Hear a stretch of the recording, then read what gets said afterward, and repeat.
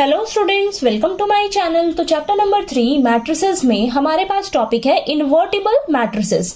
तो आज मैं आप सभी को इस वीडियो में समझाने वाली हूँ कि इन्वर्टिबल मैट्रिसेस हमारी कौन सी होती हैं। ठीक है, तो आपने वीडियो को लास्ट तक जरूर देखना है। मैं आपको बहुत ही आसान तरीके से समझाऊंगी इन्वर्टिबल मैट्रिसेस के बारे में। ठीक है, तो चलिए सबसे पहले हम बात करते हैं कि इन्वर्टिबल मैट्रिसेस हमारी कौन सी होती हैं। ठीक, तो इन्वर्टिबल मैट्रिसेस हमारी वो मैट्रिसेस होती हैं जिनका इनवर्स एग्जिस्ट करता है। ठीक है, इनवर्स का मतलब होता है उल्टा। तो जिन भी मैट्रिसेस का इनवर्स एग्जिस्ट करता है वो मैट्रिसेस हमारी क्या कहलाती हैं? इन्वर्टिबल मैट्रिसेस कहलाती हैं। ठीक है, तो यहां पर हमें नीचे डेफिनेशन दे रखी है। इस डेफिनेशन को हम धीरे धीरे पढ़ते हैं और स्टेप बाय स्टेप समझते हैं, तब आपको और अच्छे से क्लियर हो जाएगा। ठीक है, तो हमें दिया है if A is a square matrix of order m। मानकर चलिए कि आपके पास एक स्क्वायर मैट्रिक्स है A जिसका ऑर्डर क्या है?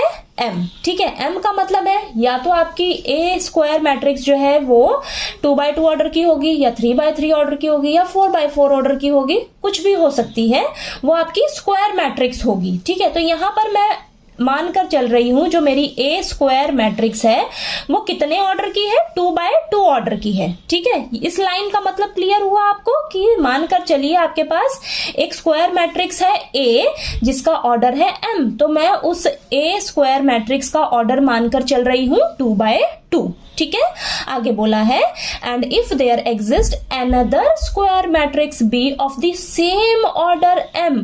और मानकर चलिए आपके पास कोई अनदर स्क्वायर मैट्रिक्स है b। ठीक है, कोई और भी स्क्वायर मैट्रिक्स है b उसी सेम ऑर्डर m की। ठीक है, तो यहां पर मेरी जो b स्क्वायर मैट्रिक्स है वही सेम ऑर्डर m की है, तो ये भी आपकी 2x2 ऑर्डर की ही है। ठीक है, यहां तक क्लियर हुआ आपको? ठीक है, अब such that AB is equal to BA is equal to I। इसका मतलब क्या है? इसका मतलब है कि अगर आप A मैट्रिक्स को B मैट्रिक्स से मल्टीप्लाई करते हो, ठीक है, A मैट्रिक्स को B मैट्रिक्स से मल्टीप्लाई करते हो या B मैट्रिक्स को A मैट्रिक्स से मल्टीप्लाई करते हो, तो दोनों ही केस में आपका ये किसके इक्वल आए? ये सभी किसके इक्वल आए? आइडेंटिटी मैट्रिक्स के इक्वल आए।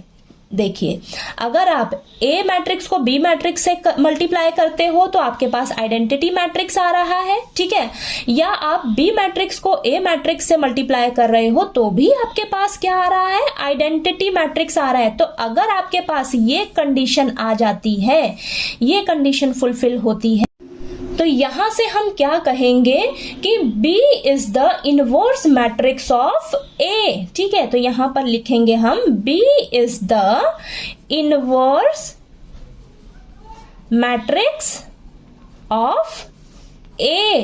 इसको हम कैसे लिखेंगे?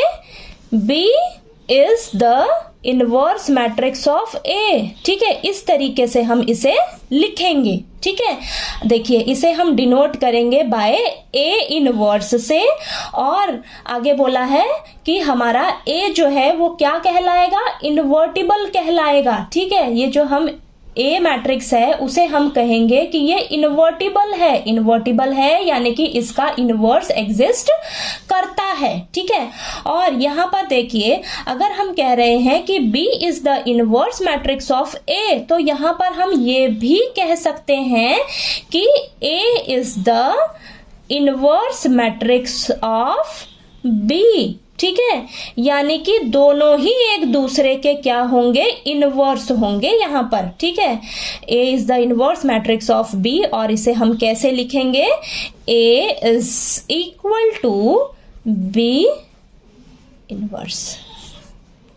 ठीक है, तो इसे हम इस तरीके से लिखेंगे। ठीक है, तो यहां पर आपको ये समझ आया कि देखिए आपके पास कोई दो स्क्वायर मैट्रिक्स है, सेम ऑर्डर की है। ठीक है, सेम ऑर्डर की है, तो जब आप इस तरीके से अगर उसे आप मल्टीप्लाई करते हो, A इंटू B करते हो या B इंटू A करते हो, दोनों ही आइडेंटिटी मैट्रिक्स के इक्वल आ रहा है, तो हम कहेंगे कि यहां पर B जो है वो इनवर्स मैट्रिक्स है A का।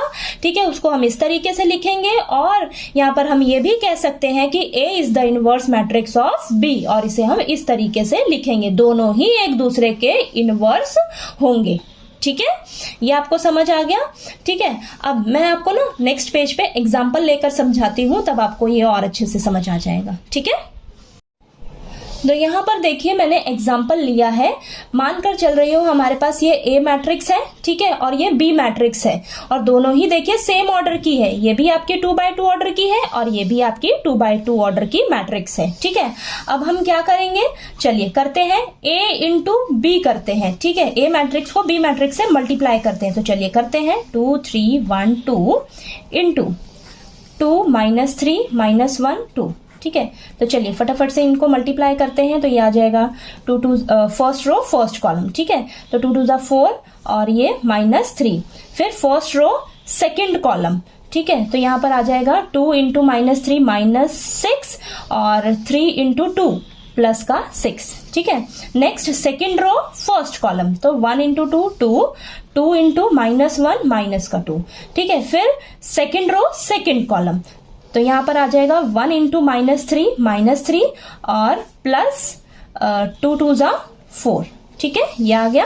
चलिए इसको सॉल्व कर लेते हैं, तो ये आ जाएगा आपके पास 1 0 0 1। ठीक है, तो ये आपका क्या आ गया, आइडेंटिटी मैट्रिक्स आ गया ना। चलिए अब हम क्या करते हैं, B इंटू A मैट्रिक्स करते हैं। तो B मैट्रिक्स क्या है आपके पास, 2 -3 -1 2 इंटू 2 3 1 2। ठीक है, इज इक्वल टू, अब इन दोनों को मल्टीप्लाई करते हैं दोनों मैट्रिसेस को, तो फर्स्ट रो फर्स्ट कॉलम, तो फर्स्ट एलिमेंट आ जाएगा, देखिए 2 2 4 -3 इंटू 1 -3। फिर सेकेंड एलिमेंट कैसे आएगा, फर्स्ट रो सेकेंड कॉलम, तो 2 3 6 -3 इंटू 2 -6। नेक्स्ट ये एलिमेंट थर्ड एलिमेंट कैसे आएगा आपके पास, यहाँ पर आ जाएगा आपके पास सेकेंड रो फर्स्ट कॉलम, तो -1 इंटू 2 माइनस का 2 और plus 2 into 1 2। Next second row second column, तो यहाँ पर आएगा -1 इंटू 3 -3, 2 इंटू 2 4, तो प्लस का 4। चलिए इसको सॉल्व करते हैं, तो ये आ जाएगा 4 -3 1, 6 -6 0, -2 + 2 0, -3 + 4 1। तो ये आपका क्या आ गया, आइडेंटिटी मैट्रिक्स के इक्वल आ गया। ठीक है, ए बी भी आपका आइडेंटिटी मैट्रिक्स के इक्वल आ रहा है, ए इंटू बी जब आपने किया आइडेंटिटी मैट्रिक्स के इक्वल आ रहा है, बी इंटू ए किया ये भी आपका आइडेंटिटी मैट्रिक्स के इक्वल आ रहा है।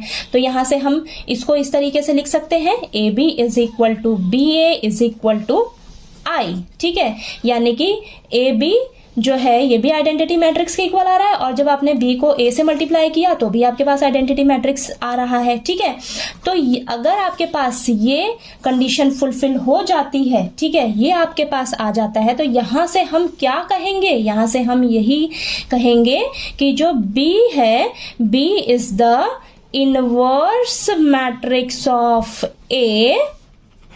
ठीक है, तो इसको हम लिखेंगे, पीछे भी मैंने आपको लिख के दिखाया ना इसी तरीके से। ठीक है, तो B is equal to A inverse. ठीक है, और यहां पर हम ये भी लिखेंगे, ठीक है, अगर B जो है, B है जो वो A का इनवर्स है, तो A भी B का इनवर्स है। ठीक है, तो यहां पर हम लिखेंगे A is the inverse matrix of B। ठीक है, तो यहां पर हम लिखेंगे इसे A is equal to B inverse. ठीक है, दोनों ही एक दूसरे के इनवर्स होंगे। ठीक है, तो बस आपने देखिए इन्वर्टिबल मैट्रिसेस में ध्यान यही रखना है कि इन्वर्टिबल मैट्रिसेस में जो इनवर्स होता है वो हमेशा स्क्वायर मैट्रिक्स का एग्जिस्ट करता है। ठीक है, स्क्वायर मैट्रिक्स का एग्जिस्ट करता है, सेम ऑर्डर का होना चाहिए। ठीक है, सेम ऑर्डर का मैट्रिक्स होना चाहिए, और ये कभी भी रेक्टेंगुलर मैट्रिक्स पर इनवर्स जो है एग्जिस्ट नहीं करता है। ठीक है, और अगर आपके पास दो स्क्वायर मैट्रिक्स हैं ए और बी सेम ऑर्डर की, तो हम क्या कहते हैं, बी ए का इनवर्स है, और हम ये भी कहेंगे कि जो ए है वो बी का इनवर्स है, दोनों ही एक दूसरे के इनवर्स होंगे। ठीक है, तो चलिए आपको ये इन्वर्टिबल मैट्रिसेस जो है अच्छे से समझ आ गया होगा। कहीं कोई आपको डाउट आए तो प्लीज आप पूछिएगा, अगर आपको नहीं कहीं कुछ समझ आए तो प्लीज आप मुझे कमेंट करके पूछिएगा। ठीक है, और अगर आपको मेरा पढ़ाया हुआ अच्छा लगे तो प्लीज़ वीडियो को लाइक कीजिए, शेयर कीजिए और ज़्यादा से ज़्यादा सब्सक्राइब कीजिए मेरे चैनल को। Thank you so much.